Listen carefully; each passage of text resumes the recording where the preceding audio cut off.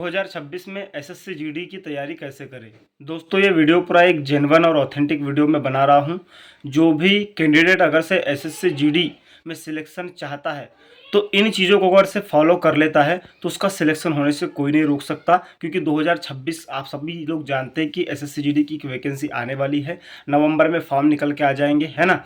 तो आपको जो है जुटना अभी से पड़ेगा। तो अब इस वीडियो में मैं आपको पूरा क्लियर कट बता दूंगा, क्योंकि मैं खुद 2 बार एसएससी जीडी एग्ज़ाम क्वालिफाइड हूँ। पिछली बार मेडिकल भी फिट था और फाइनल मेरिट में 0.64 से आउट हुआ था, और इस बार भी अभी जो है फिजिकल क्वालिफाइड हूँ। मेडिकल हमारा होने वाला है, ठीक है। तो अब स्टार्ट करते हैं आज के वीडियो को कि 2026 में आपको एसएससी जीडी की तैयारी कैसे करना चाहिए। तो मैं बता दूं कि कोई भी एग्ज़ाम की तैयारी करने से पहले आपका होना चाहिए दोस्तों सिलेबस कंप्लीट, ठीक है। कोई भी एग्ज़ाम की तैयारी करने से पहले आपका होना चाहिए सिलेबस कंप्लीट। अब सिलेबस कंप्लीट होने के साथ साथ आपका होना चाहिए फिर प्रैक्टिस। प्रैक्टिस होने के साथ साथ आपका होना चाहिए उसके बाद किसी बुक से प्रैक्टिस, और उसके बाद होना चाहिए मॉक टेस्ट, और उसके बाद होना चाहिए पांचवा एनालिसिस। अब बहुत सारे लोग जो पहली बार ये शब्द सुन रहे सोच रहे होंगे भैया ये आप बता क्या रहे हो। तो मैं बता दूं कि सबसे पहले सिलेबस कंप्लीट मतलब आपको किसी माध्यम से पढ़ना होगा। माध्यम क्या होगा? तो मैं बता दूं कि आज के दौर में अगर से एसएससी जीडी में अच्छे से अच्छा माध्यम सोच रहे हो तो वो है रोजगार विद अंकित, एक यूट्यूब चैनल है। उनसे आपको क्या करना है, उनका लेना है क्या बेच। 600-700 रुपये में उनका बेच आता है।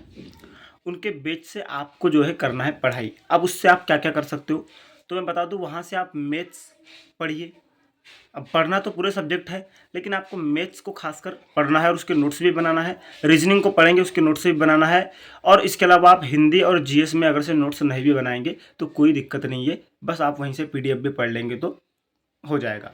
तो देखो, सबसे पहले आपको करना है आपका सिलेबस कंप्लीट। तो ये आप बेच लेंगे और वहाँ से सिलेबस कंप्लीट कर लेंगे।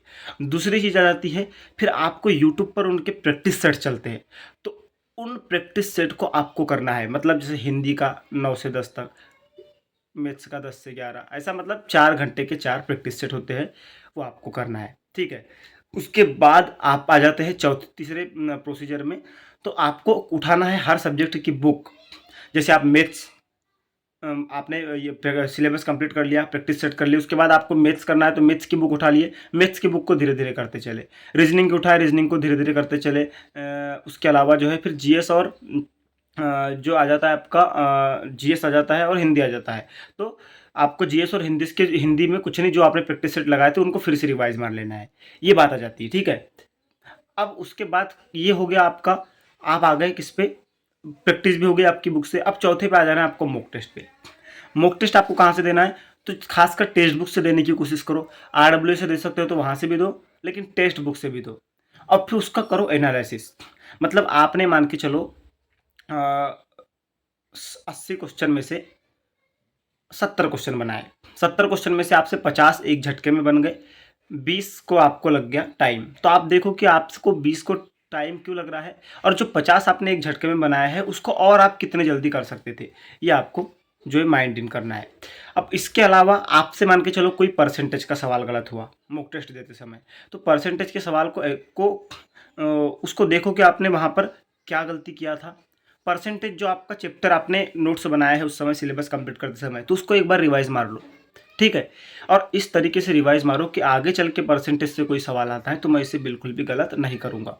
तो आपने एक मॉक टेस्ट में परसेंटेज क्लियर कर लिया, दूसरे मॉक टेस्ट में आपने प्रॉफिट लॉस क्लियर कर लिया। ऐसा करते करते आप जो है सप्ते में कम से कम 3 मॉक टेस्ट दीजिए, एनालिसिस करिए। एक दिन आएगा कि आपका सारा जो है चैप्टर रिवाइज भी हो जाएगा अच्छे तरीके से और वो क्लियर भी हो जाएगा। तो ये एनालिसिस हो गया, ठीक है। तो ये होता है चीज़ें। और उसके अलावा आरडब्ल्यू की मैराथन होती है, तो आपको मैराथन भी लगाना है। और रही बात बुक कौन सी ले, तो आरडब्ल्यू की बुक भैया फ्लिपकार्ट पे अवेलेबल है, इनका ऑफर भी चलता है, तो आप वहाँ से जाकर के ले सकते हैं। तो वीडियो मैं एकदम जो है बिना किसी लालच के और बिना किसी स्वार्थ के बना रहा था।